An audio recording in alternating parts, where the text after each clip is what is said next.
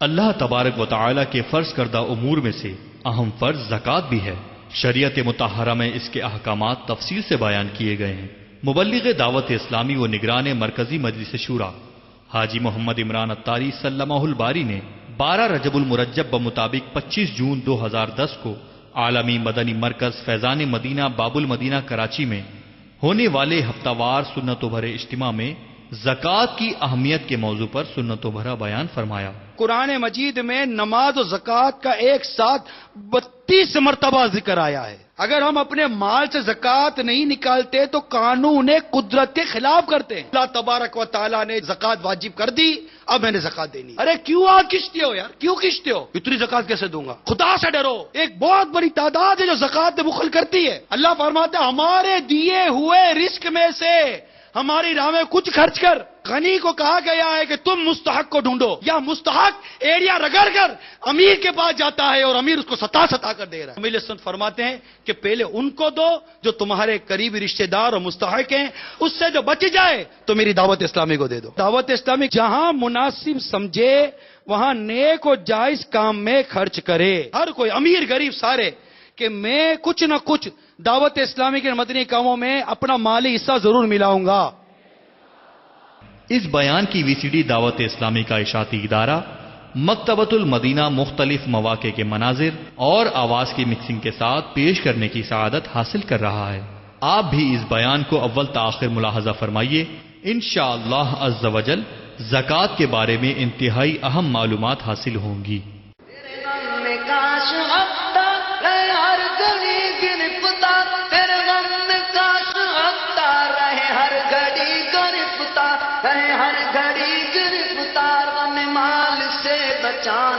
غم مال سے بچانا، غم مال سے بچانا، مدنی مدینے والے مدنی، مدینے والے مدنی، مدینے والے۔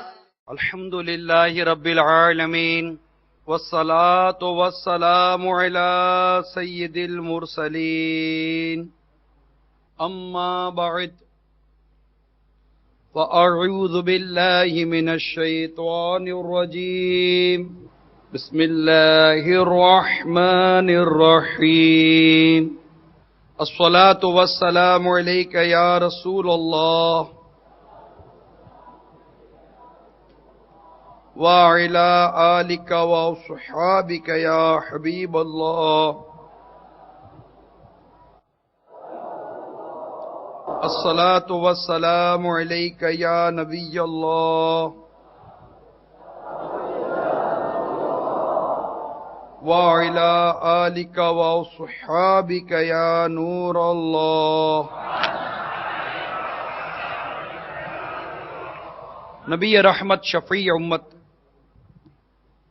صلی اللہ تعالی علیہ وآلہ وسلم کا فرمان علی شان ہے، مجھ پر کثرت سے درود پاک پڑھو، بے شک تمہارا مجھ پر درود پاک پڑھنا تمہارے گناہوں کے لیے مغفرت ہے۔ صلو علی الحبیب صلی اللہ تعالی علی محمد وعلی آلہ وصحبہ وبارک وسلم۔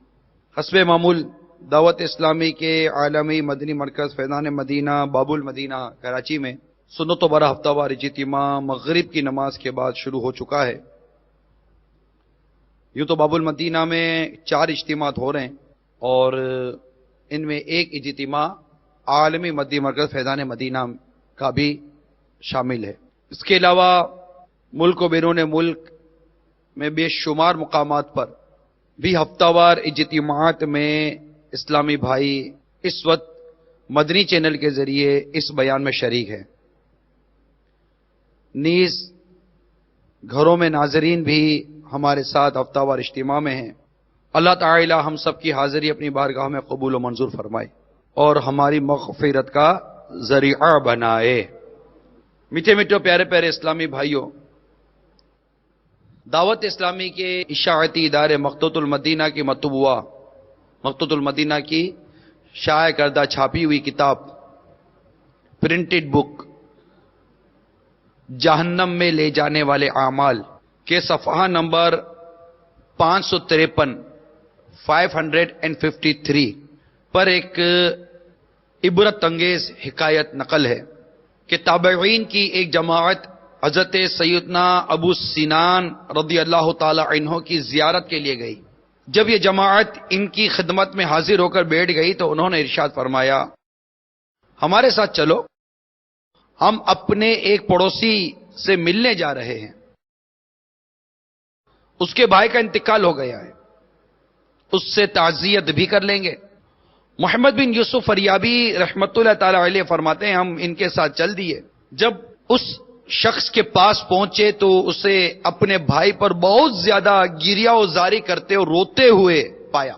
ہم اسے تعزیت کرنے لگے اور تسلی دینے لگے، مگر اس پر تعزیت اور تسلی کا کوئی اثر نہ ہوا. ہم نے اس سے پوچھا کیا تمہیں معلوم نہیں کہ موت سے چھٹکارے کا کوئی راستہ نہیں؟ اس نے کہا کیوں نہیں؟ مگر میں تو اس عذاب پر رو رہا ہوں جو میرے بھائی کو صبح و شام ہوتا ہے. ہم نے پوچھا کیا اللہ عز و جل نے تمہیں غیب پر مطلع فرمایا ہے؟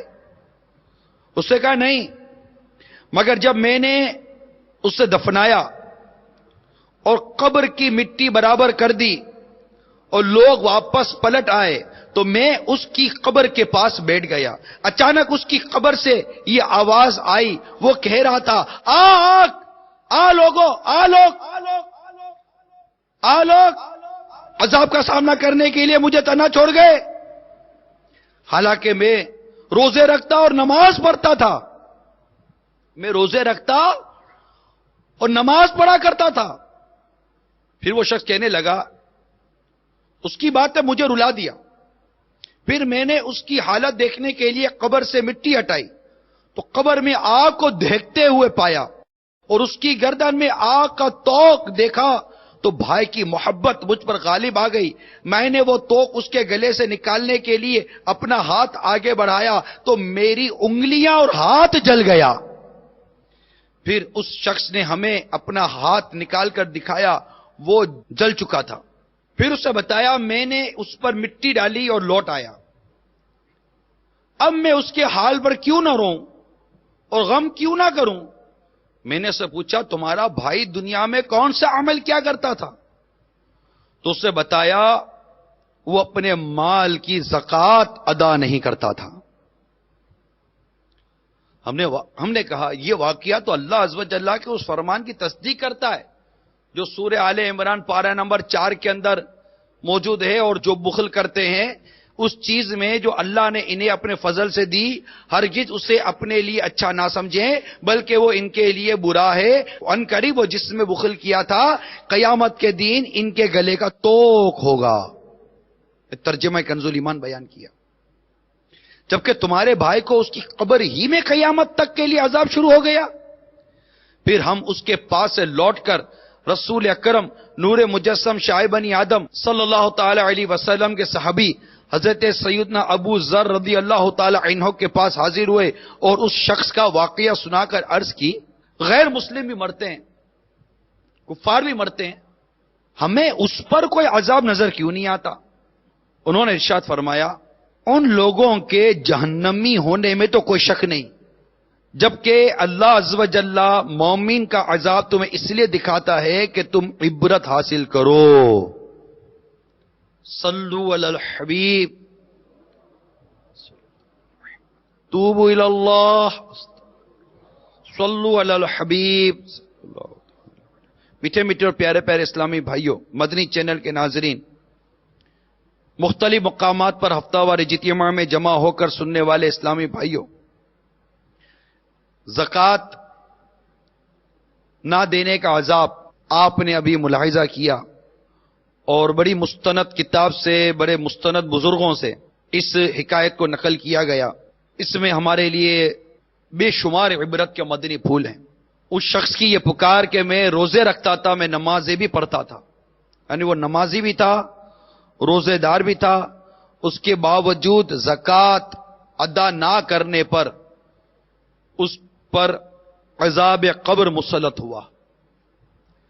اور اس میں ایک بہت ہی اہم پہلو اجاگر کیا گیا کہ جب سرکار صلی اللہ تعالی علیہ وسلم کے صحابی سے پوچھا گیا کہ آخر غیر مسلم بھی مرتے ہیں اور ہمیں ان کے عذاب قبر کے بارے میں دکھایا نہیں جاتا، لیکن مسلمان کے عذاب قبر کا معاملہ کیوں ہم پر بعض اوقات منکشف ہو جاتا ہے، اور یہ واقعتاً دیکھتے ہیں کہ یہ چیزیں ظاہر ہو جاتی ہیں۔ اور بڑا پرمغز جواب آپ نے ارشاد فرمایا کہ غیر مسلم کے عذاب قبر میں شکی کیا ہے؟ وہ تو مطلب کافر کے لیے تو عذاب ہی عذاب ہے نا، اس کا کیا عذاب کے بارے میں مطلع کیا جائے؟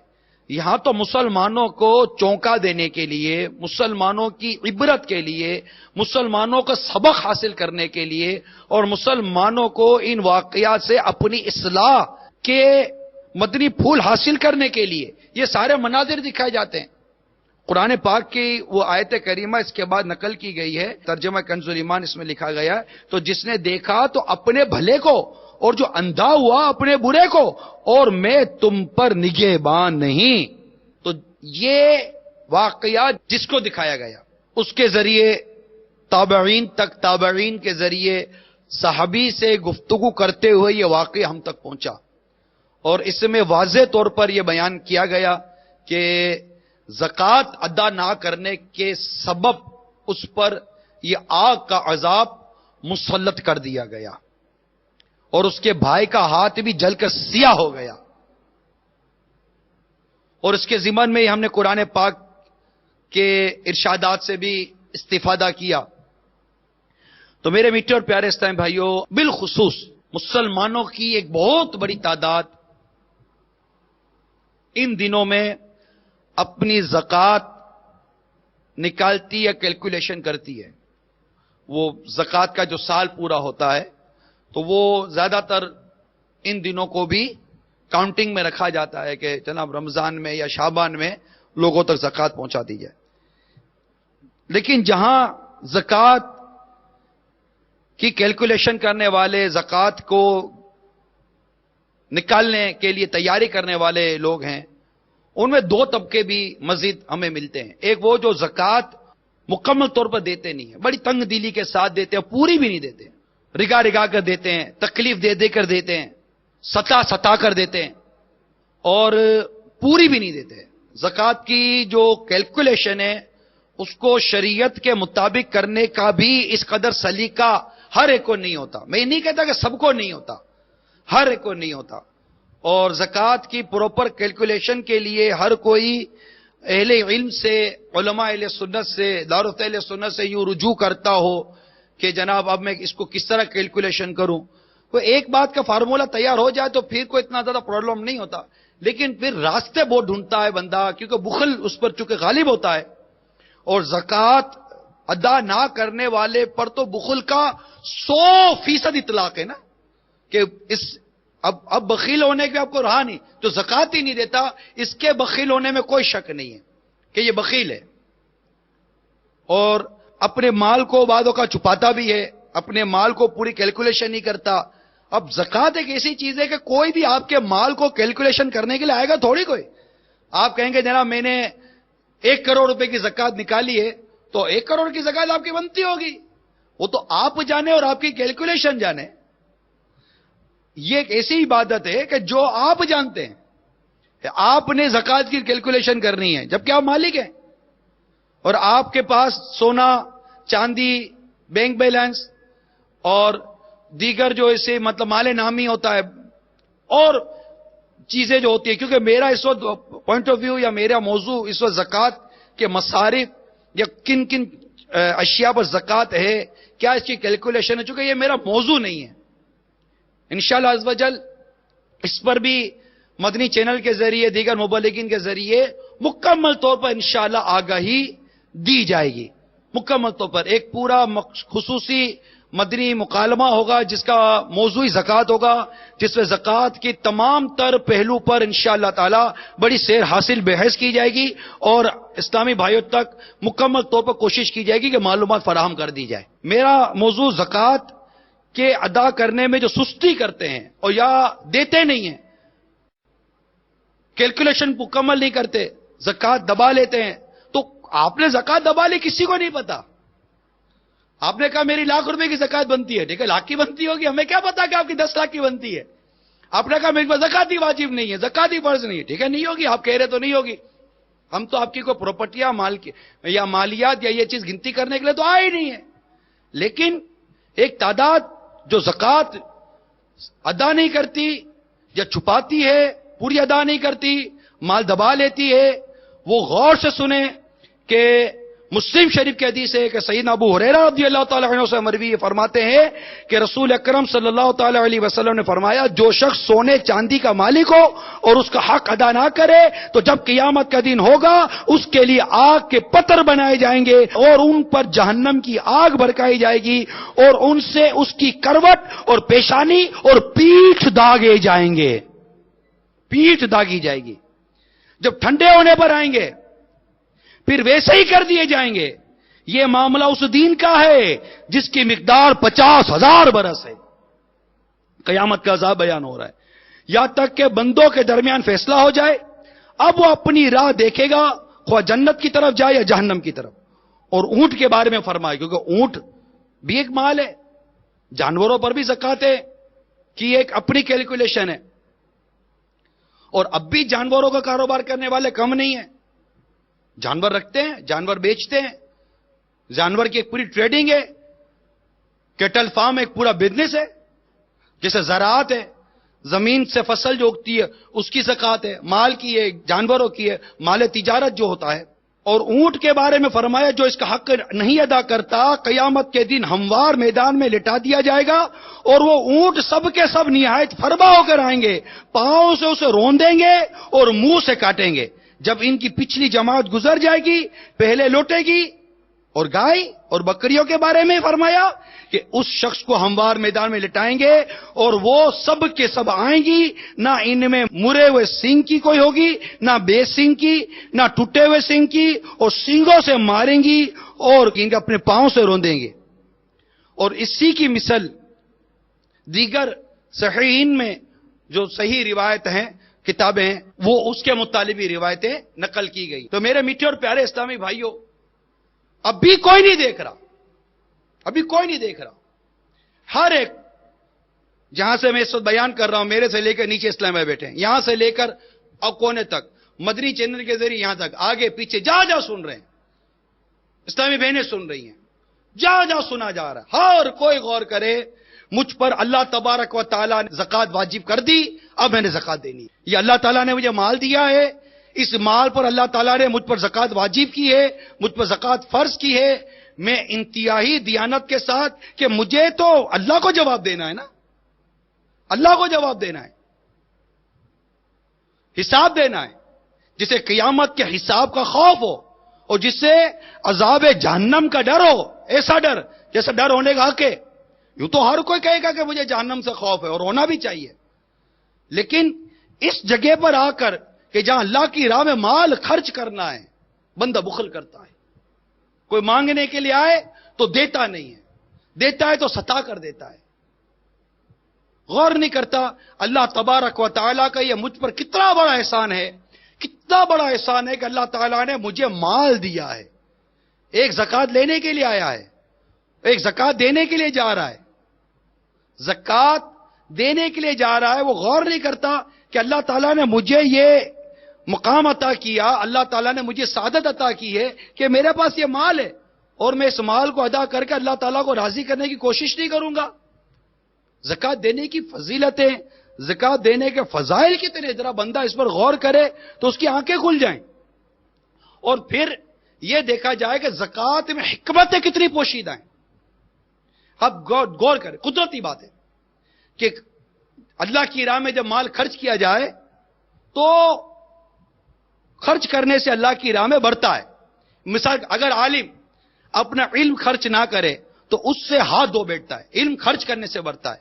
اگر کنویں سے پانی خرچ نہ کیا جائے تو پانی گندا ہو جائے گا. اگر درختوں کی کچھ شاخیں نہ کاٹی جائیں تو ان میں آئندہ پھل کم آئیں گے. اسی طرح اگر مال کی زکوٰۃ ادا نہ کی جائے تو اس مال کی ترقی رک جائے گی. صلو علی الحبیب. میں زکوٰۃ کی حکمتیں کچھ عرض کرنے کی کوشش کر رہا تھا کہ قدرت نے ہر چیز سے زکوٰۃ لی ہے. بیماری تندرستی کی زکوٰۃ ہے, نیند بیداری کی زکوٰۃ, تکلیف راحتوں کی زکوٰۃ, کھیتوں میں کچھ گلے کا برباد ہو جانا اور پرندوں کا کھانا, یہ پیداوار کی قدرتی زکات ہے، پیداوار کی قدرتی زکات ہے۔ اگر ہم اپنے مال سے زکات نہیں نکالتے تو قانون قدرت کے خلاف کرتے ہیں کہ یوں دیکھیں کس طرح زکات لینے کا، زکات وصولی کا اور یہ نکلنے کا پورا ایک ذریعہ بنے گئے۔ یہ قرآن پاک میں جو سورہ بقرہ کی جو ابتدائی سورت میں جو آیت کریمہ ہے وَمِمَّا رَزَقْنَاهُمْ يُنْفِقُونَ، اس آیت کریمہ کے تحت یہ مطلب کہ بیان کیا گیا ہے، یعنی ہمارے دیے ہوئے میں سے کچھ ہماری راہ میں خرچ کرتے ہیں، تو اس کے تحت یہ بیان کیا گیا ہے۔ پھر ایک اور حکمت سنیے، اگر کسی کی کوئی چیز ضرورت سے زائد بچی جائے تو وہ اور جگہ بھی خرچ ہونی چاہیے، یہ حکمت ہے، اس کو اس بات سے سمجھیے۔ بھینس گائیں، اس کے بچے کی ضرورت سے زیادہ دودھ یہ بناتی ہیں، ان کے اندر ان کے بچوں سے کی ضرورت سے زیادہ دودھ ہوتا ہے، تو کیا پتا چلا کہ جو بچوں کے علاوہ جو زیادہ وہ کسی اور کا ہے، تو وہ جو زیادہ ہے وہ کسی اور کا ہو گیا نا، اور ہم دیکھتے ہیں کہ باقاعدہ کسی اور جگہ استعمال ہوتا ہی ہے بچوں کے علاوہ۔ تو قدرت نے آپ کو آپ کی ضرورت سے زیادہ مال دیا ہے تو یقیناً اس میں فقراء اور مساکین کا بھی حصہ ہے، زائد چیز کو علیحدہ کرنا ہی ضروری ہے۔ آپ کے بڑے ہوئے ناخن اور بال، لبیں وغیرہ علیحدہ ہونی چاہیے، اسی طرح پیٹ کا فضلہ بھی خارج ہونا چاہیے، اس کا رہنا بیماری ہے، اسی طرح زکوٰۃ کا پیسہ بھی علیحدہ ہونا چاہیے کیونکہ اس کا رہنا بیماری ہے۔ اور اس روایت پر غور کیجئے جو سرکار صلی اللہ تعالی علیہ وآلہ وسلم نے ارشاد فرمایا ہے کہ جس مال سے زکوٰۃ ادا نہیں کی جاتی وہ اس کے اپنے مال کو برباد کر دیتا ہے، یعنی یہ ارشاد نبوی ہے، پیارا آقا صلی اللہ علیہ وسلم کے ارشاد، زکوٰۃ کسی مال میں نہ ملے گی مگر اسے ہلاک کر دے گی۔ اگر مال، اس کی کئی مطلب شروحات بیان کی گئی ہیں، یعنی اگر مال آپ کے زکوٰۃ ہی میں آپ نے نہیں نکالا، اور آپ وہ پہلے عرض کر چکا ہوں گا، آپ نے نہیں نکالا تو کوئی آپ کو پوچھنے نہیں آئے گا کہ زکوٰۃ کتنی تھی اور کتنی دی، لیکن اگر وہ زکوٰۃ کا روپیہ جو آپ نے پراپر نہیں نکالا یا نکالا ہی نہیں ہے اور وہ آپ کے مال میں رہ گیا، تو زکوٰۃ کا یہ مال جو آپ کے مال میں رہ گیا، زکوٰۃ کی وہ مالیت، زکوٰۃ کی وہ رقم جو آپ کے مال میں رہ گئی ہے، کہیں آپ کے اس بچے ہوئے مال کو بھی، وہ بچی ہوئی زکوٰۃ جو آپ نے ادا نہیں کی اور اس کو دبا لیا، وہ آپ کے بچے ہوئے مال کو برباد نہ کر دے۔ یہ بہت ہی اہم ترین بات کر رہا ہوں، جو زکوٰۃ دینے میں بخل کرتے ہیں، زکوٰۃ دینے میں کنجوسی کرتے ہیں، زکوٰۃ دینے میں ہاتھ کھینچتے ہیں۔ ارے کیوں ہاتھ کھینچتے ہو یار، کیوں کھینچتے ہو؟ اللہ فرماتا ہے ہمارے دیے ہوئے رزق میں سے ہماری راہ میں کچھ خرچ کر، ہمارے دیے ہوئے رزق میں سے، پیدائش سے لے کر اب تک کی صورتحال پر غور کرو، کیا تھا ہمارے پاس؟ ہمارے پاس جو کچھ ہے ہمارے رب کا دیا ہوا ہے، اور رب نے مال دیا اور شریعت کے احکامات ہم پر نافذ کیے اور ہم پر 2.5% زکوٰۃ دے دی کہ اپنے مال کا 2.5% تم اللہ کی راہ میں خرچ کر دو اور ان لوگوں کو دو، ان جگہوں پر دو، تمہاری زکوٰۃ ادا ہو جائے گی۔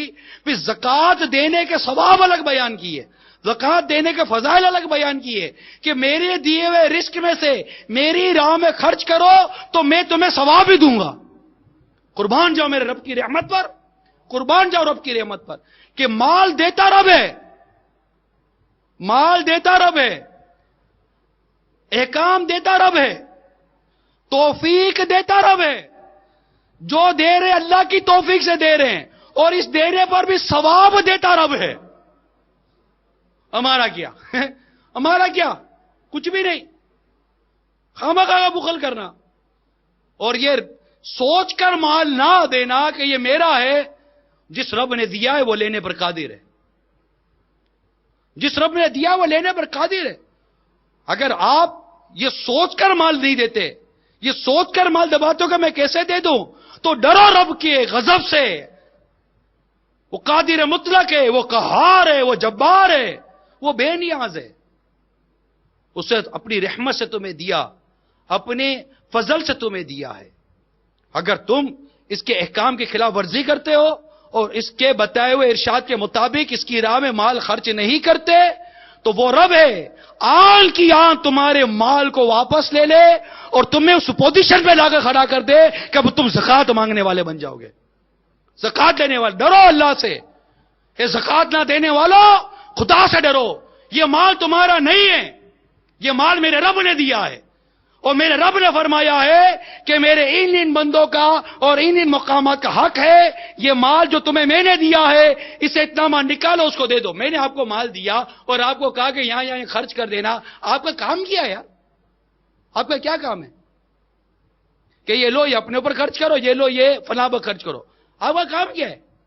جب آپ پراپر خرچ کرو گے تو میں آپ کو اور دے دوں گا نا کہ ہاں یار یہ صحیح آدمی ہے, یہ صحیح آدمی ہے. اس کو میں نے کہا یہ اپنے پر خرچ کر تو اس نے اپنے پر بھی خرچ کیا.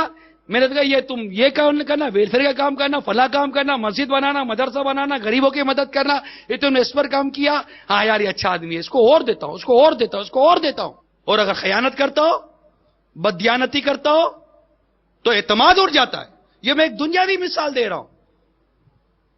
جب بندہ اللہ کی بارگاہ میں خرچ کرتا ہے, اللہ کے احکام کے مطابق خرچ کرتا ہے, اللہ کی راہ میں خرچ کرتا ہے, اللہ تعالیٰ اسے انعام اور اکرام سے مزید نوازتا ہے. جی ہاں, حکایت بڑی پیاری حکایت نقل کی گئی ہے کہ اللہ تبارک و تعالیٰ نے کسی نبی کو وحی فرمائی, فلاں شخص کی آدھی عمر مالداری میں اور آدھی فقیری میں گزرنے والی ہے, اس سے پوچھو پہلے کون سی چیز چاہیے. اس نے عرض کیا میں پہلے مالدار رہنا چاہتا ہوں.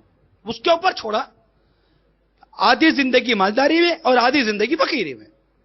اب اس سے پوچھ رہا ہو کہ تمہیں پہلے مالداری کی آدھی زندگی چاہیے یا تمہیں فقیری کی پہلے آدھی زندگی چاہیے. اس سے پوچھا گیا, اس سے کہا کہ پہلے مالداری کی آدھی زندگی چاہیے. لیکن اس سے تدبیر کیا کی, اس کو مالداری کی آدھی زندگی مل گئی, اب آدھی کیا تھی, اب فقیری.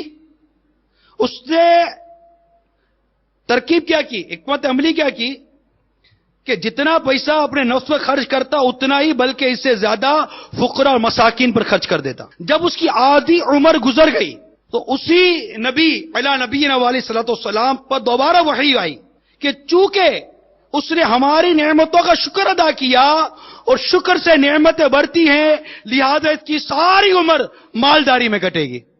اب بھی نہیں دو گے, میرا مال ہے, میرا مال ہے. ارے بھائی آپ کا نہیں ہے, یہ آپ کا نہیں ہے مال.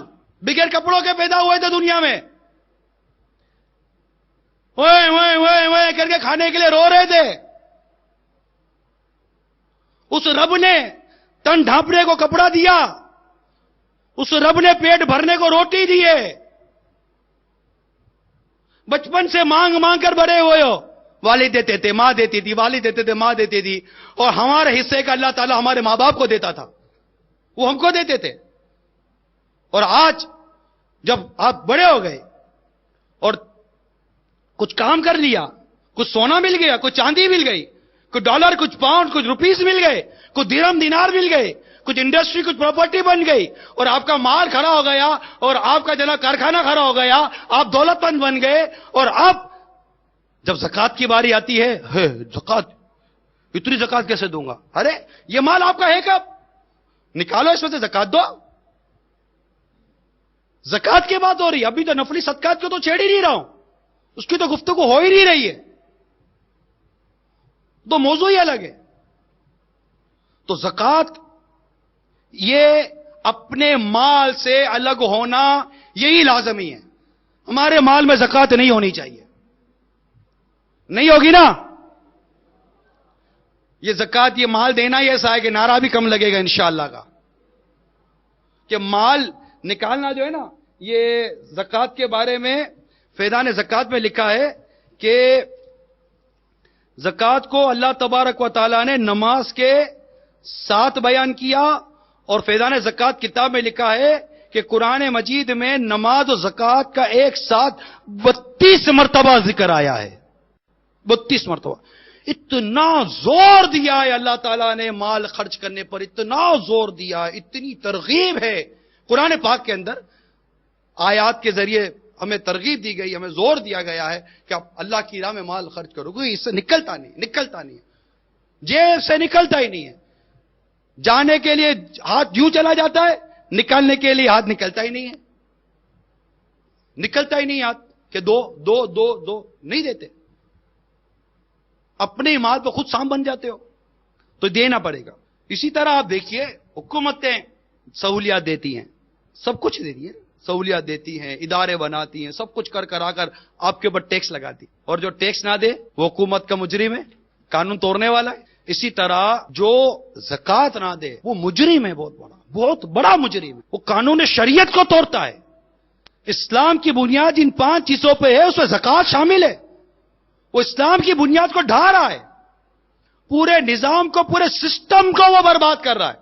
آپ بولو گے میں اکیلا نہیں دیتا، کیا ہوتا؟ آپ اکیلے نہیں ہو، آپ اکیلے زکوٰۃ میں بخل کرنے والے نہیں ہو، ایک بہت بڑی تعداد ہے جو زکوٰۃ میں بخل کرتی ہے، نہیں دیتی۔ اس کو یوں سمجھیے کہ بادشاہ نے اعلان کیا کہ سارے کی ساری رعایا کو حکم ہے کہ میرے محل کے باہر جو حوض ہے اس کے اندر آ کر ایک پیالہ دودھ کا ڈال دے، اور جس سے نہیں ڈالا اس کو سزا ملے گی۔ اب ساری رعایا کا پریشان، اتنا سا ایریا تھا، اس میں بادشاہ تھی۔ ایک شخص نے سوچا کہ یار چلو اب اتنے سارے دودھ ڈالیں گے، اگر میں پیالے میں پانی ڈال دوں گا تو کیا پتا چلے گا، کیا پتا چلے گا کہ اس کنویں کے اندر پانی، دودھ کے اندر اب ایک پیالہ پانی سے کیا اثر پڑے گا دودھ کے اوپر، اور پتا بھی نہیں چلے گا کہ میں نے پانی ڈالا ہے۔ اب وہ باری آتی گئی، ہر آدمی کنویں میں دیکھتا نہیں تھا، ڈوم مارا، ڈالا ڈالا ڈالا اور چلا گیا، ڈالا چلا گیا، ڈالا چلا گیا۔ بعد میں جب آخر میں دیکھا تو پتا چلا کہ پورا کنواں، وہ پورے کے پورا حوض پانی سے بھرا ہوا ہے۔ وہ ایک شخص نہیں تھا، وہ سب نے یہی سوچ لیا تھا کہ میں اگر پانی ڈال دوں گا تو اس دودھ پر کیا اثر پڑے گا۔ نتیجہ یہ نکلا کہ سب نے پانی ڈالا، حال آپ کے سامنے تھا کہ دانا تھا، بننا تھا دودھ اور بھر گیا پانی۔ تو ایک شخص تھوڑی کوئی مطلب کہ یہ ساری چیزیں کر رہا ہے، ورنہ یہ غربت، یہ افلاس، یہ بھوک، یہ تنگی، یہ ساری چیزیں کہ ہم دیکھتے، یہ قحط ہم دیکھتے کہ جو قوم زکوٰۃ بند کرتی ہے، زکوٰۃ نہیں دیتی، اس پر قحط کا عذاب مستند کیا جاتا ہے۔ اس بخل کی وجہ سے، زکوٰۃ نہ دینے کی وجہ سے، راہ خدا میں خرچ نہ کرنے کی وجہ سے کئی غریب ہی رہ گئے۔ اور یہ تو وہ عبادت ہے، یہ تو وہ عمل ہے کہ غنی کو کہا گیا ہے کہ تم مستحق کو ڈھونڈو، یا مستحق ایریا رگڑ کر امیر کے پاس جاتا ہے اور امیر اس کو ستا کر دے رہا ہے، یا جس کو زکوٰۃ دینی ہے اس کو کہا گیا ہے کہ مستحق کو تم دو، تمہیں دیکھنا ہے کہ کون مستحق ہے یا کون نہیں ہے۔ جیسے حج جاتے تو ادا ہوتی ہے نا، جماعت سے نماز مسجد میں آتے تو ادا ہوتی ہے، زکوٰۃ اس کے مستحق تک پہنچائیں گے تو زکوٰۃ ادا ہوگی نا، اس کی ملکیت کرنی پڑے گی، ملکیت۔ جی ہاں، اپنا مال اس کو مالک کر دو کہ تمہیں دیا، تم مالک ہو گئے۔ یہ ملکیت لازمی ہے زکوٰۃ دینے میں، اگر زکوٰۃ میں ملکیت نہ ہوئی زکوٰۃ ادا نہیں ہوگی، اس کو مالک کر دینا شرط ہے، تو ملکیت لازمی ہے۔ اور غنی کو ہے کہ جا کر مستحق کو ڈھونڈے، مستحق کو لے، مستحق کو پائے اور اس کو جا کر دے۔ ہاں اگر مستحق مل ہی جاتا ہے تو زکوٰۃ ادا ہو جائے گی، لیکن ایک چوٹ کرنے کے لیے عرض کر رہا ہوں کہ جو بیٹھے بیٹھے انتظار کرتے رہتے ہیں نا کہ غریب، محتاج، مسکین میرے در پر آئیں، میرے در پر ایڑیاں رگڑیں، میرے گھر کے باہر رش لگے غریبوں کا، وہ پتا چلے کہ ماں بدولت سخاوت کرتے۔ ارے سخاوت کہاں کی؟ سخاوت کرنی ہے تو اپنے دوسرے مال سے کرو نا، یہ تو زکوٰۃ ہے، نہیں دو گے تو تمہیں اللہ تبارک و تعالیٰ کی گرفت سے ڈرنا چاہیے، یہ تو دینی ہے، ادا کرنی ہے۔ پھر اللہ کی محبت، اس کے رسول کی محبت، کتنی پیاری محبت ہے۔ دنیا کی محبت اس کی مذمت ہے، مال کی محبت اس کی مذمت ہے۔ زکوٰۃ ادا کرنے کی ایک اہم ترین حکمت یہ ہے کہ جس بندے نے اللہ وحدہ لا شریک کا کلمہ پڑھا ہے، مسلمان ہوا ہے، اور اپنی جان، اپنی نفس کو اللہ عز و جل کو بیچ دیا، اس نے سودا کر دیا، اس سے کلمہ پڑھ کر بک گیا، بکا ہوا مال ہے، کبھی وقت پڑے تو میدان میں اتر کر اپنی جان دے کر اپنے اس کلمے کا تقاضا پورا کرتا ہے، اور جب رب نے زکوٰۃ واجب کی تو زکوٰۃ ادا کر کر اپنے اس کلمے کا تقاضا پورا کرتا ہے کہ مولا میری جان، میرا مال، میری نفس سب کچھ تیرا ہے، میں تیرا ہوں، میں تیرا بندہ ہوں، میرے رب میں تیرا بندہ ہوں، یہ میرا مال بھی تیرا ہے، یہ میری جان بھی تیری ہے. جان کی باری آئے گی مولا جان بھی دوں گا، مال کی باری آئی ہے مولا یہ مال دے رہا ہوں. مال دے اللہ کی بارگاہ میں، مال دبا کر نہ بیٹھے. اس کے چند فوائد لکھے ہمارے بزرگوں نے کہ اس کی وجہ سے مال بربادی وغیرہ سے محفوظ رہتا ہے. یعنی مال کو محفوظ کرنے کے لیے اب آپ کو کوئی کمپنی آ کر کہتی ہے جناب آپ یہ الیکٹرانک سسٹم لگا لیجئے، یہ جناب یہ سیکیورٹی سسٹم لگا لیجئے. آپ سیکیورٹی سسٹم لگانے کے بعد، شیشوں میں لگانے کے بعد، کمپنی کو پیمنٹ کرنے کے بعد، پیمنٹ کرتے نہیں کرتے کمپنی کو؟ آپ کی گاڑی کے اندر لوک تو پہلے لگا ہوا ہے، اس کے بعد بھی سیکیورٹی لوک لگاتے ہیں، اس کے بعد بھی سسٹم لگاتے ہیں، اس کے بعد بھی ٹریکر لگاتے ہیں، طرح طرح کے سسٹم لگاتے ہیں. کتنا اطمینان ہو جاتا ہے کہ کمپنی سیکیور رہ رہی ہے، اپنے کو شیورٹی دے رہی ہے کہ ٹھیک ہے آپ یہ کر لیجئے، آپ کی چیز سیکیور ہو جائے گی، آپ کی چیز محفوظ ہو جائے گی. آپ لوکر میں رکھتے ہیں، بینک کہتی ہے جناب آپ محفوظ ہو جائیں گے، آپ لوکر میں رکھ دیجئے، فلاں کر دیجئے، فلاں کر دیجئے. ساری باتیں کر کے کتنے مطمئن ہو جاتے ہیں. ہمارے آقا صلی اللہ تعالی علیہ وآلہ وسلم نے ہمیں ارشاد فرمایا، ہماری شریعت ہماری رہنمائی کرتی ہے اور اس طرح کا ہمیں مطلب کہ ذہن دے دیا گیا ہے، کنفرم ذہن دے دیا گیا ہے کہ تم اپنے مالوں کی زکات دے کر اپنے مالوں کو مضبوط قلعے میں محفوظ کر دو، محفوظ کر دو. اور مجھے مطلب کنفرم ہے، یہ مجھے اور آپ کو کنفرم ہے کہ اللہ کی رحمت سے جو شخص پوری زکات نکالے گا اس کا مال برباد نہیں ہوگا. کیونکہ روایتوں میں آتا ہے خشکی اور تری میں جو مال برباد ہوتا ہے اس کا سبب زکات ادا نہ کرنا ہے. آپ کو جو نقصان ہو رہا ہے، آپ جو بالکل بینک ریپٹ ہو گئے، آپ کلاش ہو گئے، آپ غریب ہو گئے، آپ کی مالداری مٹ گئی، آپ کا مال برباد ہوا. آپ کئی اسباب پر غور کرتے ہو، مگر اے میرے میٹھے اسلامی بھائی، اپنی زکات ادا کرنے پر غور کر لو کہ میرے اس مال کے اندر کئی زکات کا مال تو شامل نہیں تھا، میرے اس مال کے اندر کئی مظلوموں کا مال تو شامل نہیں تھا، میرے اس مال کے اندر کہ کئی مظلوموں کی بددعا، حرام کا مال، زکات نہ دینے کا وبال، یہ میرے مال کو برباد کر کے چلا. اللہ تعالی ہمیں زکات ادا کرنے کی توفیق عطا فرمائے اور ہمیں بخل سے محفوظ فرمائے. اللہ تعالی ہماری نسلوں کو بھی بخل نہ دے. بہت بری عادت ہے، بہت بری، اس کی اتنی مذمت کی گئی ہے. اللہ تعالی محفوظ فرمائے. یاد رکھیے میرے میٹھے پیارے اسلام بھائیو، زکات دینے سے بظاہر جیب خالی ہوتی ہے لیکن حقیقت میں بھرتی ہے. اس کو یوں سمجھیے، ایک کسان اپنا غلہ بوتا ہے، دوسرے نے نہیں بویا. ایک نے بویا، دوسرے نے نہیں بویا. بظاہر بونے والے کی بوریاں خالی ہو گئی اور نہ بونے والے کی بوریاں بھری رہی. مگر اگر تھوڑی سی توجہ کریں تو نہ بولنے والا خالی ہو گیا. کیوں؟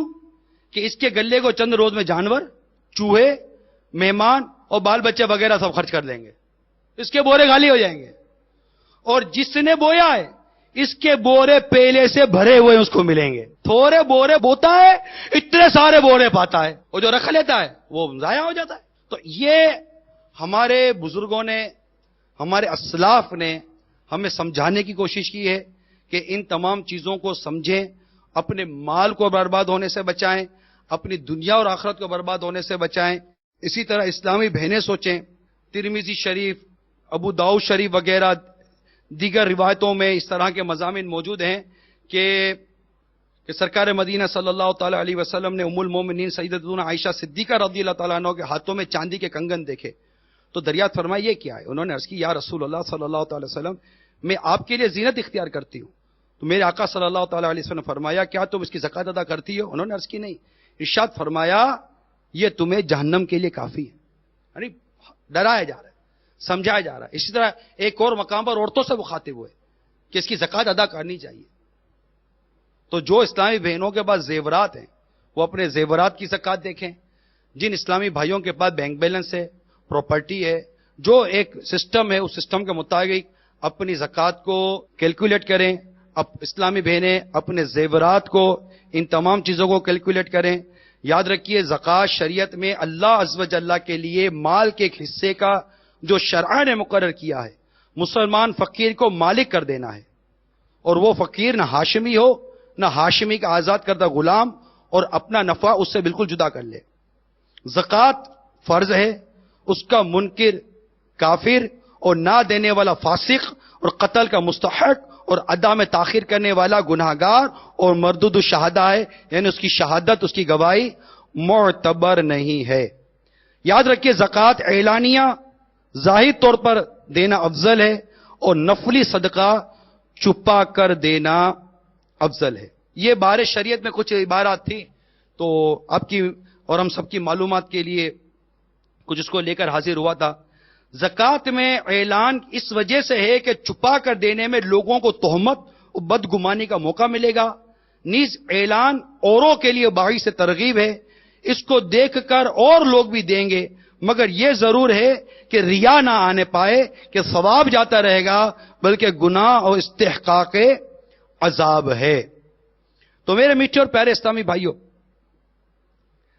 اللہ تبارک و تعالی ہم سب کو اپنی اپنی زکوٰۃ ادا کرنے کی توفیق عطا فرمائے اور ہمیں سخاوت عطا فرمائے، اس کی راہ میں خرچ کرنے کا ہمیں مدنی ذہن ایک کاش نصیب ہو جائے۔ یاد رکھیے سرکار صلی اللہ تعالی وسلم نے بڑا پیارا ارشاد عطا فرمایا، خرچ کرو۔ کیا فرمایا؟ خرچ کرو، شمار نہ کر کہ اللہ تعالی شمار کر کے دے گا، اور بند نہ کر کہ اللہ تعالیٰ بھی تجھ پر بند کر دے گا، کچھ دے جو تجھے استطاعت ہو۔ کہ حدیث پاک میں ہے کہ سب سے افضل کام مسلمانوں کا جی خوش کرنا ہے، تو اس کا بدن ڈھانکے یا بھوک میں پیٹ بھرے یا اس کا کوئی کام پورا کرے۔ تو ہر ایک کو چاہیے جس پر زکوٰۃ نہیں ہے، اللہ تعالیٰ نے اگر اس کو توفیق دی ہے کہ زکوٰۃ ہے اور سال میں ایک بار زکوٰۃ دے دیتا تو ٹھیک ہے، وہ اللہ تعالیٰ نے جو مال دیا ہے کچھ نہ کچھ مال اللہ کی راہ میں خرچ کرتا ہی رہے، روپیہ، 2 روپیہ، 10 روپیہ، 100 روپیہ، 200 روپیہ، 500 روپیہ، 112 روپے، 126 روپے، 313 روپے، 786 روپے، 1200 روپے، کچھ نہ کچھ اللہ کی راہ میں دینے کی ہماری عادت ہونی چاہیے۔ ایک ہم سب اپنے آپ پر، کیونکہ صرف مالداروں ہی سے تو بحث نہیں ہے نا، سخاوت کا تعلق مال سے تو نہیں ہے نا کہ جنا جو مالدار ہوگا وہی سخاوت کرے گا، جو مالدار نہیں ہوگا اس کے لیے سخاوت ہی نہیں ہے۔ ہمارے بزرگوں نے کیا کیا، ہمارے اسلاف نے کیا کیا، صحابہ کرام کیا کرتے تھے، ان کے پاس کئی دن کے بعد کھانا آتا تھا اور وہ بھی اللہ کی راہ میں صدقہ کر دیا کرتے تھے، دن بھر روزہ رکھتے تھے، اور شام کو کوئی فقیر مانگنے آتا تو وہ افطار کا کھانا فقیر کو صدقہ کر دیا کرتے تھے، ان کے پاس خود کچھ نہیں بچتا تھا۔ تو یہ سب کیا تھا؟ مالداری، بظاہر مالداری سے ہی تعلق نہیں ہے مال دینے کا، اصل تعلق ہے دل سے۔ بعض آپ نے دیکھا ہوگا ایسے کنجوس، ایسے بخیل ہوتے ہیں کہ ہم لوگ آپس میں دوستوں میں بات کرتے ہیں، ارے بھائی کبھی تو چائے پلا دیا کر یار، کبھی تو کرایہ دے دیا کر بھائی، کبھی تو اپنی جیب سے 2 پیسے نکال لیا کر۔ آپ نے دیکھا ہوگا بعض اوقات طبیعت ہوتی ہے نکلتا ہی نہیں ہے جیب سے، سب کا کھاؤ، میں سب کا کھاؤں، میرا کوئی نہ کھاوے، میں اپنا مال جمع کروں گا۔ اس میں بندہ غور کرے کہ مجھ میں بخل کی نحوست تو نہیں ہے، مال سے محبت تو نہیں ہے، دولت اچھی لگتی ہے، نوٹیں دینی ہے، کرک نوٹ اپنے پاس رہے گی، نرم نوٹ دے دی جائے گی۔ کرک بھائی کیا کرک نوٹ 100 کی اگر کرک نوٹ آپ کے جیب میں ہے تو کیا یہ کرک نوٹ 110 روپیہ ہے؟ اور جو نرم نوٹ ہے کیا وہ نرم نوٹ 90 روپیہ ہے؟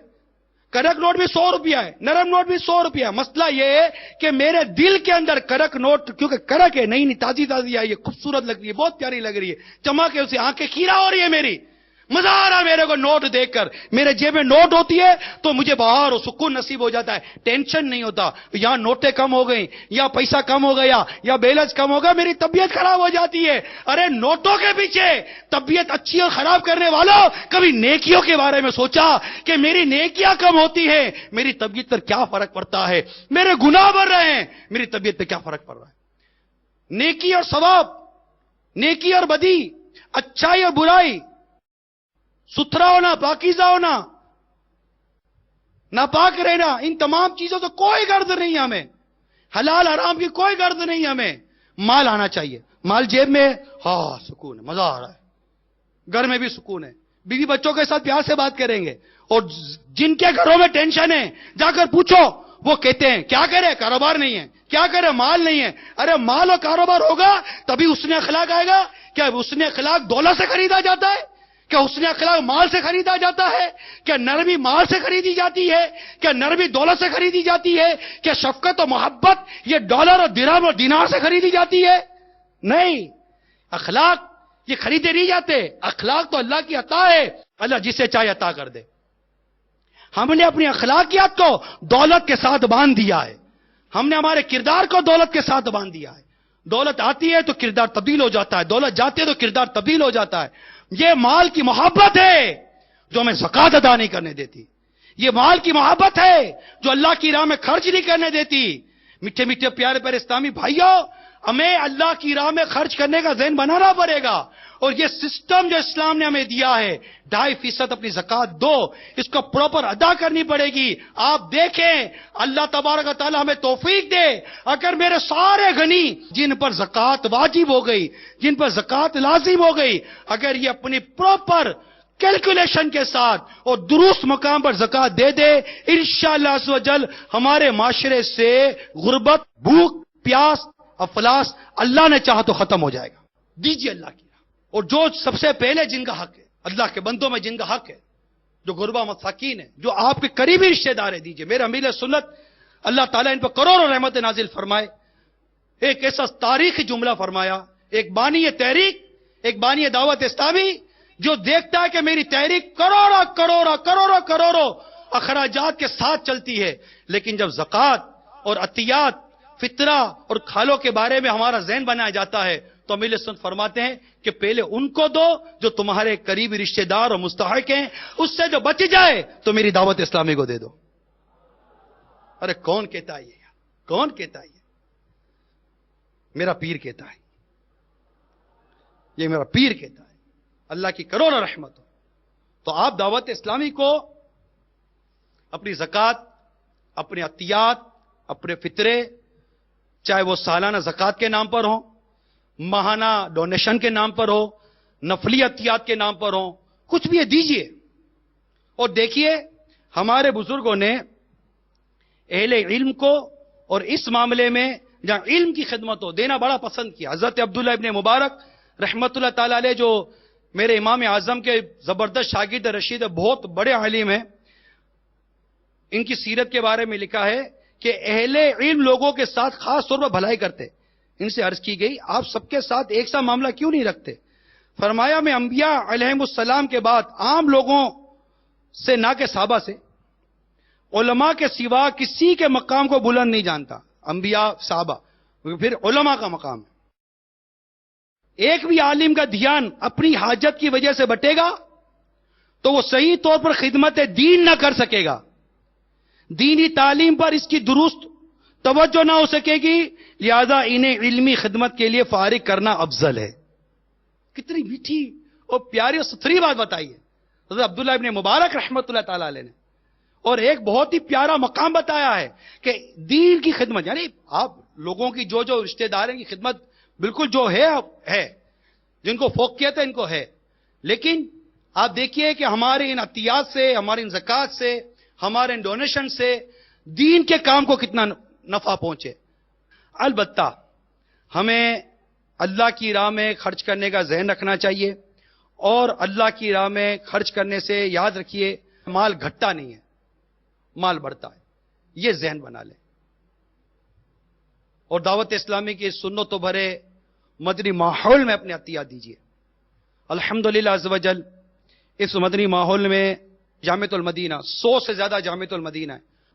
تو کہنے کا مقصد یہ میٹھے اسلام بھائیوں کہ دعوت اسلامی کے سنت و برے محکمے کے مدنی ماحول میں بہت سارے مدنی کام ہیں.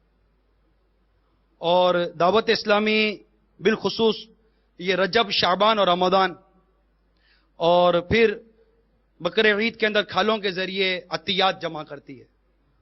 تو آج رجب المرجب کی 12ویں شب ہے، تو بہتر جانا کہ ابھی سے ہم اپنے اسلامی بھائیوں تک، ہمارے مدنی چینل کے ناظرین تک اپنا پیغام پہنچائیں اور انہیں اس بات کی ترغیب دلائیں کہ ہمیں اپنے عطیات، اپنی زکوٰۃ، اپنے فطرے دعوت اسلامی کو دینے چاہیے.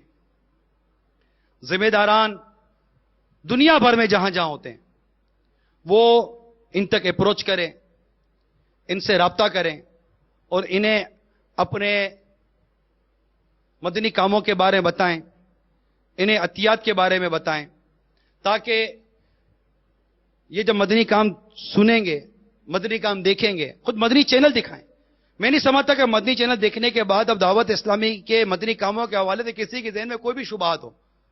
گونگے بیروں کا اور خصوص اسلامی بھائیوں کے مدنی کام ہم دیکھتے ہیں، جامعۃ المدینہ ہم دیکھتے ہیں، علماء کو ہم دیکھتے ہیں، مفتیان کرام کو ہم دیکھتے ہیں، دارالفتاح ہم دیکھتے ہیں، روحانی علاج ہم دیکھتے ہیں.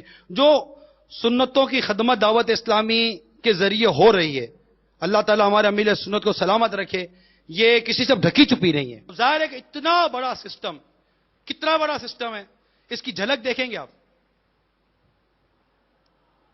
جھلک دیکھیں گے. آپ کو اسکرین پر میں جھلک دکھاؤں. چلیں، دنیا بھر کے مدنی چینل دیکھنے والوں اور ہفتہ وار اجتماع میں شریک اسلام بھائی، دیکھیں دعوت اسلامی کی مدنی کاموں کی کچھ جھلکیاں.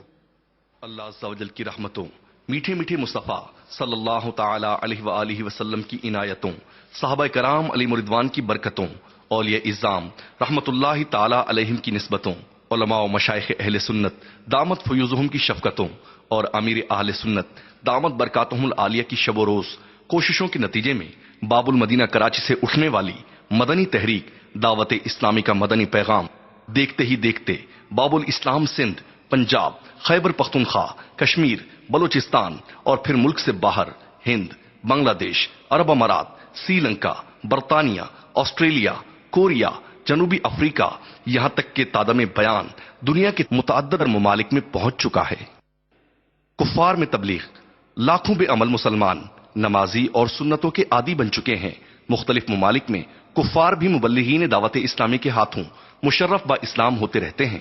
مدنی قافلے، عاشقان رسول کے سنتوں کی تربیت کے بے شمار مدنی قافلے ملک با ملک، شہر با شہر اور قریہ با قریہ سفر کر کے علم دین اور سنتوں کی بہاریں لٹا رہے اور نیکی کی دعوت کی دھومیں مچا رہے ہیں. مدنی تربیت گاہیں، متعدد مقامات پر تربیت گاہیں قائم ہیں جن میں دور و نزدیک سے اسلامی بھائی آ کر قیام کرتے، عاشقان رسول کی صحبت میں سنتوں کی تربیت پاتے اور پھر قرب و جوار میں جا کر نیکی کی دعوت کے مدنی پھول مہکاتے ہیں. مساجد کی تعمیر کے لیے مجلس خدام المساجد قائم ہے. ملک و بیرون ملک متعدد مساجد کی تعمیرات کا ہر وقت سلسلہ رہتا ہے. کئی شہروں میں مدنی مراکز فیضان مدینہ کی تعمیرات کا کام بھی جاری ہے. ائمہ مساجد، بے شمار مساجد کے امام و مؤذنین اور خادمین کے تقرر کے ساتھ ساتھ مشاہرے یعنی تنخواہوں کی ادائیگی کا بھی سلسلہ جاری ہے. خصوصی اسلامی بھائی یعنی گنگے بہرے اور نابینا اسلامی بھائیوں میں بھی مدنی کام ہو رہا ہے اور ان کے مدنی قافلے بھی سفر کرتے رہتے ہیں. نیز اشاروں کی زبان سیکھنے کے لیے وقتاً فوقتاً 30 دن کے کورسز بھی ہوتے رہتے ہیں. جیل خانہ جات، قیدیوں کی تعلیم و تربیت کے لیے جیل خانوں میں بھی مدنی کام کی ترکیب ہے. کراچی سینٹرل جیل میں قیدیوں کو عالم بنانے کے لیے جامعۃ المدینہ کا بھی سلسلہ ہے. کئی ڈاکو اور جرائم پیش افراد جیل کے اندر ہونے والے مدنی کاموں سے متاثر ہو کر تائب ہونے کے بعد رہائی پا کر عاشقان رسول کے ہمراہ مدنی قافلوں کے مسافر بننے اور سنتوں بھری زندگی گزارنے کی سعادت پا رہے ہیں. آتشی اسلحے کے ذریعے اندھا دھند گولیاں برسانے والے اب سنتوں کے مدنی پھول برسا رہے ہیں. مبلغین کی انفرادی کوششوں کے باعث کفار قیدی بھی مشرف با اسلام ہو رہے ہیں. اجتماعی اعتکاف، دنیا کی بے شمار مساجد میں ماہ رمضان کے 30 دن اور آخری عشرے میں اجتماعی اعتکاف کا اہتمام کیا جاتا ہے. ان میں ہزارہا اسلامی بھائی علم دین حاصل کرتے، سنتوں کی تربیت پاتے. نیز کئی معتکفین چاند رات ہی سے عاشقان رسول کے ساتھ سنتوں کی تربیت کے مدنی قافلوں کے مسافر بن جاتے ہیں. ہفتہ وار، صوبائی اور حج کے بعد سب سے بڑا اجتماع، دنیا کے مختلف ممالک میں ہزاروں مقامات پر ہونے والے ہفتہ وار سنتوں بھرے اجتماعات کے علاوہ عالمی اور صوبائی سطح پر بھی سنتوں بھرے اجتماعات ہوتے ہیں جن میں لاکھوں عاشقان رسول شرکت کرتے ہیں. اور اجتماع کے بعد خوش نصیب اسلامی بھائی سنتوں کی تربیت کے مدنی قافلوں کے مسافر بھی بنتے ہیں. مدینۃ الاولیاء ملتان شریف پاکستان میں واقع صحرائے مدینہ کے کثیر رقبے پر ہر سال 3 دن کا بین الاقوامی سنتوں بھرا اجتماع ہوتا ہے جس میں دنیا کے کئی ممالک سے مدنی قافلے شرکت کرتے ہیں. بلا شبہ یہ مسلمانوں کا حج کے بعد سب سے بڑا اجتماع ہوتا ہے. صحرائے مدینہ مدینۃ الاولیاء ملتان اور صحرائے مدینہ باب المدینہ کراچی کا کثیر رقبہ دعوت اسلامی کی ملکیت ہے. اسلامی بہنوں میں مدنی انقلاب، اسلامی بہنوں کے بھی شرعی پردے کے ساتھ متعدد مقامات پر ہفتہ وار اجتماعات ہوتے ہیں. لاتعداد بے عمل اسلامی بہنیں باعمل، نمازی اور مدنی برقعوں کی پابند ہو چکی ہیں. دنیا کے مختلف ممالک میں شرعی پردے کے ساتھ تقریباً روزانہ ہزاروں مدارس بنام مدرسۃ المدینہ بالغات بھی لگائے جاتے ہیں۔ ایک اندازے کے مطابق پاکستان بھر میں اسلامی بہنوں کے 3,326 مدرسے روزانہ لگتے ہیں، جن میں 46,268 اسلامی بہنیں قرآن پاک، نماز اور سنتوں کی مفت تعلیم پاتی اور دعائیں یاد کرتی ہیں۔ الحمدللہ عز و جل ذمہ دارہ اسلامی بہنوں کی مدنی تربیت کے لیے ملک کے مختلف مقامات پر قرآن و حدیث کورس اور باب المدینہ کراچی میں 12 دن کے تربیتی کورس اور قافلہ کورس کی بھی ترکیب ہوتی ہے۔ مدنی انعامات اسلامی بھائیوں اور اسلامی بہنوں اور طلباء کو فرائض و واجبات، سنن و مستحبات اور اخلاقیات کا پابند بنانے اور مہلکات یعنی گناہوں سے بچنے کے لیے مدنی انعامات کی صورت میں ایک نظام عمل دیا گیا ہے۔ بے شمار اسلامی بھائی، اسلامی بہنیں اور طلباء مدنی انعامات کے مطابق عمل کر کے روزانہ سونے سے پہلے فکر مدینہ یعنی اپنے اعمال کا جائزہ لے کر رسالے میں دیے گئے خانے پر کرتے ہیں۔ مدنی مذاکرات بسا اوقات مدنی مذاکرات کے اجتماعات کا انعقاد بھی ہوتا ہے، جس میں عقائد و اعمال، شریعت و طریقت، تاریخ و سیرت، طبابت و روحانیت وغیرہ مختلف موضوعات پر پوچھے گئے سوالات کے جوابات دیے جاتے ہیں۔ یہ جوابات خود امیر اہل سنت دامت برکاتہم العالیہ عطا فرماتے ہیں۔ روحانی علاج اور استخارہ، دکھیارے مسلمانوں کا تعویذات کے ذریعے فی سبیل اللہ علاج کیا جاتا ہے۔ ماہانہ 3 لاکھ سے زائد تعویذات اور اوراد و وظائف، 30,000 سے زائد مکتوبات اور کم و بیش 30,000 استخارے بھی کیے جاتے ہیں۔ حجاج کی تربیت، حج کے موسم بہار میں حاجی کیمپوں میں مبلغین دعوت اسلامی حاجیوں کی تربیت کرتے ہیں۔ حج و زیارات مدینہ منورہ میں رہنمائی کے لیے مدینے کے مسافروں کو حج کی کتابیں بھی مفت پیش کی جاتی ہیں۔ تعلیمی ادارے، تعلیمی اداروں مثلاً دینی مدارس، اسکولز، کالجز اور یونیورسٹیز کے اساتذہ و طلباء کو میٹھے میٹھے آقا مدینے والے مصطفیٰ صلی اللہ تعالی علیہ وآلہ وسلم کی سنتوں سے روشناس کروانے کے لیے بھی مدنی کام ہو رہا ہے۔ بے شمار طلباء سنتوں بھرے اجتماعات میں شرکت کرتے ہیں، نیز مدنی قافلوں کے مسافر بھی بنتے رہتے ہیں۔ الحمدللہ عز و جل متعدد دنیاوی علوم کے دلدادہ بے عمل طلباء نمازی اور سنتوں کے عادی ہو چکے ہیں۔ جامعات المدینہ، ملک و بیرون ملک میں کثیر جامعات بنام جامعۃ المدینہ قائم ہیں۔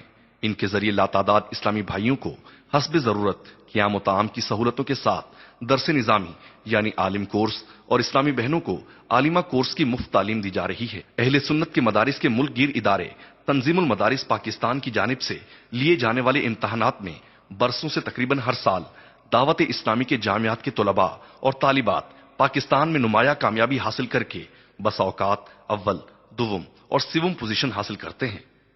مدرسۃ المدینہ اندرون و بیرون ملک حفظ و ناظرہ کے لاتعداد مدارس بنام مدرسۃ المدینہ قائم ہیں۔ پاکستان میں تادم بیان 70,000 سے زائد مدنی منع اور مدنی منیوں کو حفظ و ناظرہ کی مفت تعلیم دی جا رہی ہے۔ مدرسۃ المدینہ بالغان، اسی طرح مختلف مساجد وغیرہ میں عموماً بعد نماز عشاء ہزارہا مدرسۃ المدینہ بالغان کی ترکیب ہوتی ہے، جن میں اسلامی بھائی صحیح مخارج سے حروف کی درست ادائیگی کے ساتھ قرآن کریم سیکھتے اور دعائیں یاد کرتے، نمازیں وغیرہ درست کرتے اور سنتوں کی تعلیم مفت حاصل کرتے ہیں۔ شفا خانے، محدود پیمانے پر شفا خانے بھی قائم ہیں، جہاں بیمار طلباء اور مدنی عملے کا مفت علاج کیا جاتا ہے۔ تخصص فی الفقہ یعنی مفتی کورس اور تخصص فی الفنون کا بھی سلسلہ ہے، جس میں متعدد علماء کرام افتاء کی تربیت اور مخصوص علمی فن کی مہارت پا رہے ہیں۔ شریعت کورس و تجارت کورس، ضروریات دین سے روشناس کروانے کے لیے وقتاً فوقتاً مختلف کورسز کروائے جاتے ہیں، مثلاً اپنی نوعیت کا منفرد شریعت کورس اور تجارت کورس وغیرہ۔ مجلس تحقیقات شرعیہ، مسلمانوں کو پیش آنے والے جدید مسائل کے حل کے لیے مجلس تحقیقات شرعیہ مصروف عمل ہے، جو کہ دعوت اسلامی کے مبلغین، علماء و مفتیان کرام پر مشتمل ہے۔ دارالافتاء اہل سنت، مسلمانوں کے شرعی مسائل کے حل کے لیے متعدد دارالافتاء قائم کیے گئے ہیں، جہاں دعوت اسلامی کے مبلغین مفتیان کرام بالمشافہ، تحریری اور مکتوبات کے ذریعے شرعی مسائل کا حل پیش کر رہے ہیں۔ اکثر فتاوا کمپیوٹر پر کمپوز کر کے دیے جاتے ہیں۔ انٹرنیٹ کی ویب سائٹ www.dawat-islami.net کے ذریعے دنیا بھر میں اسلام کا پیغام عام کیا جا رہا ہے۔ آن لائن دارالافتاء اہل سنت، دعوت اسلامی کی ویب سائٹ میں دارالافتاء اہل سنت پر دنیا بھر کے مسلمانوں کی طرف سے پوچھے جانے والے مسائل کا حل بتایا جاتا، کفار کے اسلام پر اعتراضات کے جوابات دیے جاتے اور ان کو اسلام کی دعوت پیش کی جاتی ہے۔ مکتبۃ المدینہ اور المدینۃ العلمیہ، ان دونوں اداروں کے ذریعے سرکار اعلی حضرت رحمت اللہ تعالی علیہ اور دیگر علماء اہل سنت کی کتابیں زیور طبع سے آراستہ ہو کر لاکھوں لاکھ کی تعداد میں عوام کے ہاتھوں میں پہنچ کر سنتوں کے پھول کھلا رہی ہیں۔ الحمدللہ عز و جل دعوت اسلامی کے اپنے پریس بھی قائم ہیں، نیز سنتوں بھرے بیانات اور مدنی مذاکرات کی لاکھوں کیسٹیں آڈیو ویڈیو بھی دنیا بھر میں پہنچی اور پہنچ رہی ہیں۔ مختلف کورسز، مبلغین کی تربیت کے لیے مختلف کورسز کا اہتمام کیا جاتا ہے، مثلا 41 دن کا مدنی قافلہ کورس، 63 دن کا تربیتی کورس، گونگے بہروں کے لیے 30 دن کا قفل مدینہ کورس، امامت کورس اور مدرس کورس وغیرہ۔ ایصال ثواب اپنے مرحوم عزیزوں کے نام ڈلوا کر فیضان سنت، نماز کے احکام اور دیگر چھوٹی بڑی کتابیں تقسیم کرنے کے خواہش مند اسلامی بھائی مکتبۃ المدینہ سے رابطہ کرتے ہیں۔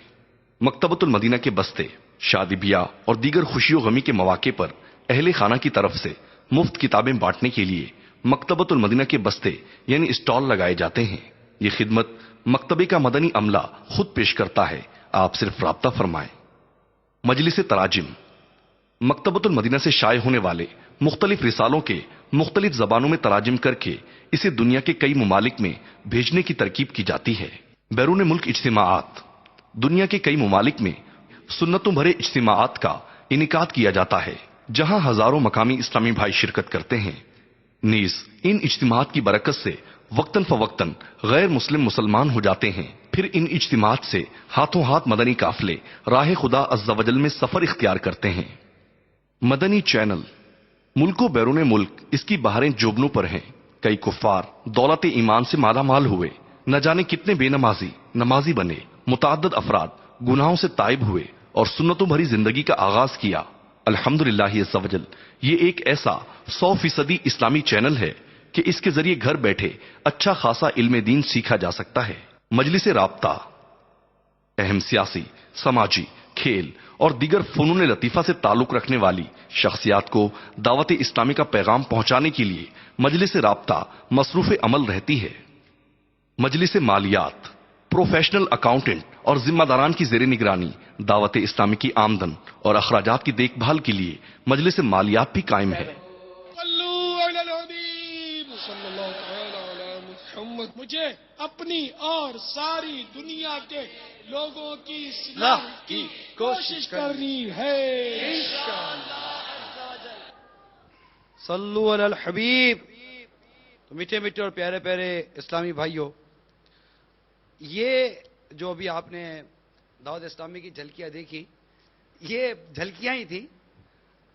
اگر اس کے کاموں میں آپ آ جائیں تو پتہ چلے کہ اور بھی کئی ایسے مدنی کام اور شعبہ جات ہوتے ہیں جنہیں ظاہر ہے کہ سب کو تو اس طرح نہیں بیان کیا جا سکے گا، اور اتنے سارے شعبہ جات ابھی آپ نے دیکھے اور اتنے مدنی کاموں کو دیکھا، تو اب اس کے کرنے کے لیے ہزاروں اسلامی بھائی ہیں۔ بعض تو رہے گا، مثال کے طور پر جیسے کہ ہمارا 12 گھنٹے 24 گھنٹے دارالفتہ جو ٹیلی فون کے اوپر قائم ہے، آپ دنیا میں جہاں سے فون کریں آپ کو ہر وقت کوشش کی جاتی ہے کہ شرعی رہنمائی حاصل ہو جائے۔ تو اور اسے کئی اور مدنی کام اور دعوت اسلامی کے شعبہ جاتے ہیں جو یہاں پر اس کا بیان کرنا ایک مشکل ہے، اور اس کے لیے الحمدللہ دنیا بھر میں ہزاروں اسلامی بھائی شب و روز مصروف عمل رہتے ہیں۔ اب آپ خود غور کیجئے کہ ایک گھر چلانا اس وقت، یا جو اپنی انڈسٹری چلاتے ہیں، اپنی فیکٹری چلاتے ہیں، یا کوئی چھوٹی موٹی ملٹی نیشنل کمپنی چلاتے ہیں، وہ دیکھیے کہ ایک گھر کو، ایک انڈسٹری کو، ایک اپنی کمپنی کو چلانے کے لیے بالکل وہ کہتے ہیں نا بال سے پسینہ نکل آتا ہے۔ تو اور پھر مہنگائی، جس طرح کے حالات اور معاملات ہے سب جانتے ہیں۔ تو اتنی بڑی تحریک اور اتنے شعبہ جات، اتنے اجتماعات، اور بعض اجتماعات میں ہزاروں لاکھوں اسلامی بھائیوں کا کہیں کہیں جمع ہونا، یہ ساری چیزیں پھر جامعات اور یہ تخصص، یہ مدارس، ان سب کے لیے کتنا اخراجات۔ اور پھر مدنی چینل، مدنی چینل تو خود ایک وہ بولتی بہار ہے، بولتی بہار، نظر آتی بہار ہے، گھر گھر کی گویا کہ بہار بن گئی ہے مدنی چینل، کہ گویا کہ اب اس کے بغیر زندگی ادھوری سی لگتی ہے۔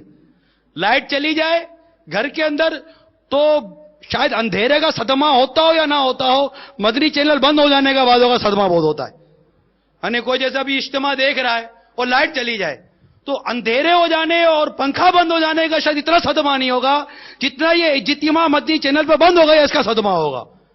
بالکل ہوگا نا، ہو گیا دھک سے کلیجہ میرا، بالکل جھٹکا لگ گیا تھا، ہاں چینل بند ہو گیا. یہ نہیں کہتے کہ لائٹ چلی گئی، اندھیرا ہو گیا، پنکھا بند ہو گیا، پانی کا کیا ہوگا، کسی کی کوئی فکر نہیں ہے. پرواہ تو اس کی ہے کہ میرا مدنی چینل بند ہو گیا. تو مدنی چینل آنکھوں کی ٹھنڈک بن گیا، دل کا سکون بن گیا ہے. گویا کہ گھر گھر تربیت گاہ کھل گئی ہے مدنی چینل کے نام پر. گھر گھر تربیت گاہ، برقی تربیت گاہ، جس کو الیکٹرانک تربیت گاہ کہیں گے، گھر گھر کھل گئی ہے. بچہ ہو یا بڑا ہو، مرد ہو یا عورت ہو، جس کو دیکھو اس سے اپنے حصے کا حصہ لے رہا ہے. تو بیٹے اور پیارے اسلام بھائیو، اتنا سارا مدنی کام جو آپ دیکھ رہے ہیں اور جو نہیں دکھا سکے وہ آپ سمجھیں اس کو کرنے کے لیے کس قدر اخراجات کی حاجت ہے. تو ہر ایک جو سن رہے ہیں، دیکھ رہے ہیں، جو موجود ہیں، وہ تو نیت کریں، ہر کوئی، امیر غریب سارے، کہ میں کچھ نہ کچھ دعوت اسلامی کے مدنی کاموں میں اپنا مالی حصہ ضرور ملاؤں گا.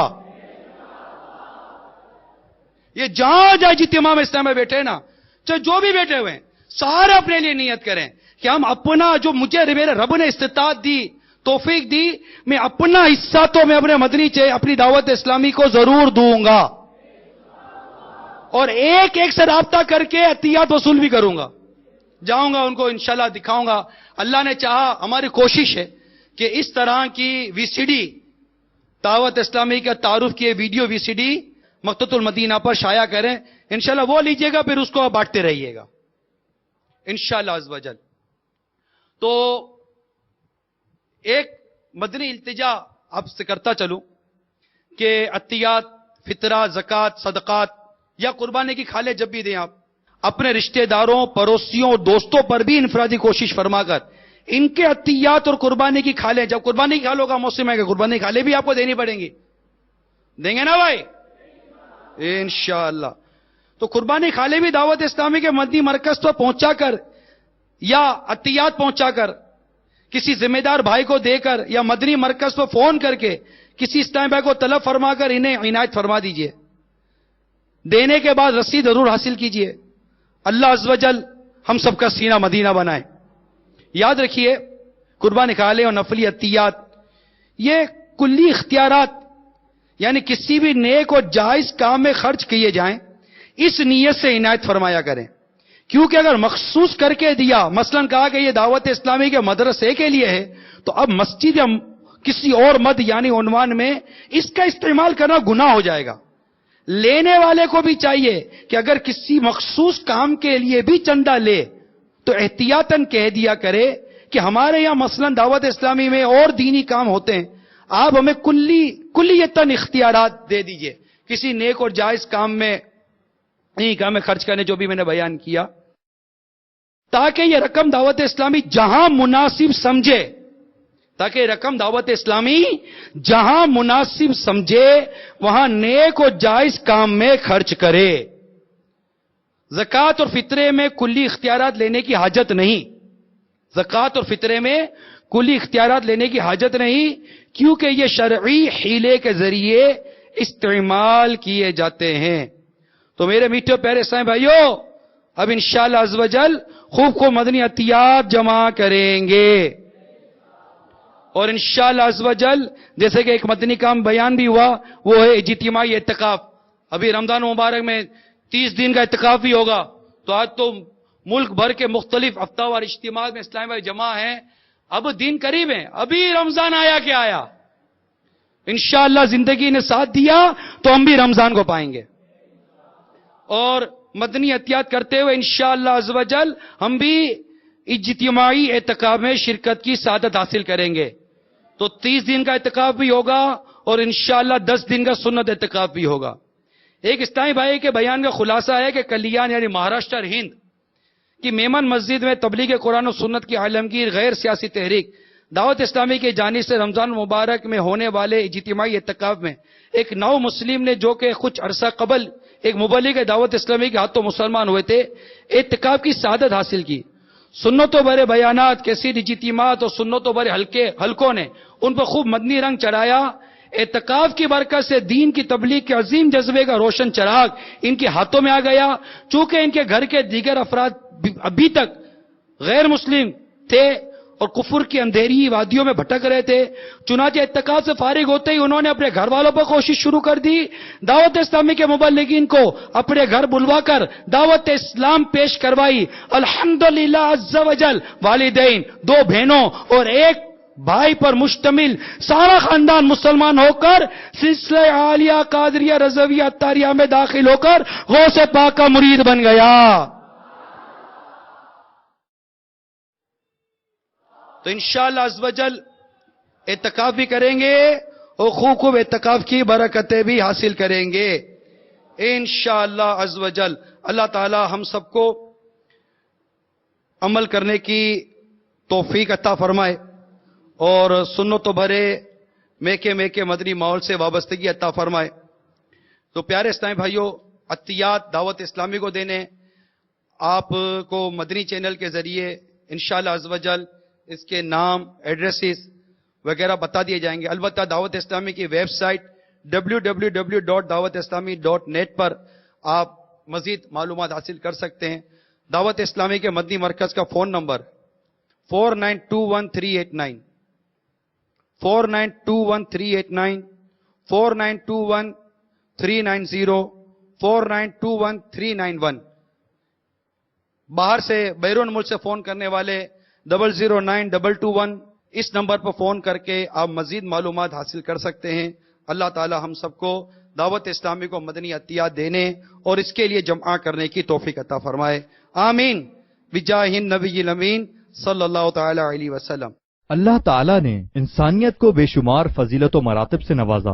نبی و رسول، صدیقین و صالحین، اولیاء، شہداء، پھر ان سے صادر ہونے والے خرقے عادت امور کہ اگر نبی یا رسول سے صادر ہو تو معجزہ، ولی اللہ سے صادر ہو تو کرامت. چنانچہ گزشتہ صدی کی عظیم علمی و روحانی شخصیت اعلی حضرت ولی نعمت، عظیم البرکت، عظیم المرتبت، پروانہ شمع رسالت، مجدد دین و ملت، حامی سنت، ماہی بدعت، الشاہ امام احمد رضا خان علیہ رحمت الرحمان، جن کی علمی و فکری کاوشیں اور ان سے صادر ہونے والی کرامات پر مشتمل بیان امام اہل سنت اعلی حضرت علی رحمت رب العزت سچے عاشق رسول تھے.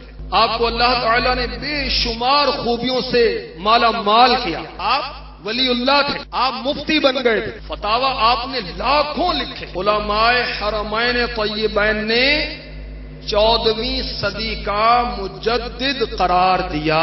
عالمان مکہ و طیبہ نے لی تجھ سے سند، ہیں وہ تیرے قدرداں احمد رضا خان قادری.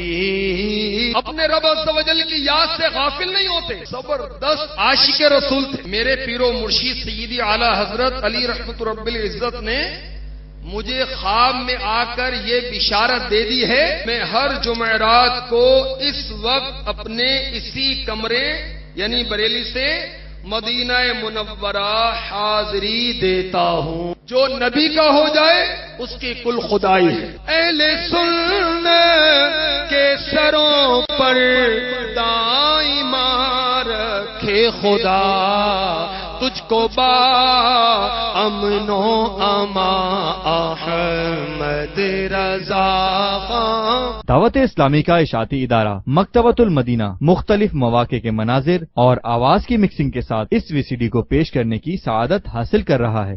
آپ بھی اس VCD کو اول تاخر سنیے اور دوسروں کو بھی ترغیب دلائیے. علم سے بس کیا کہوں، علم کا دریا بہایا، علم کا دریا بہایا.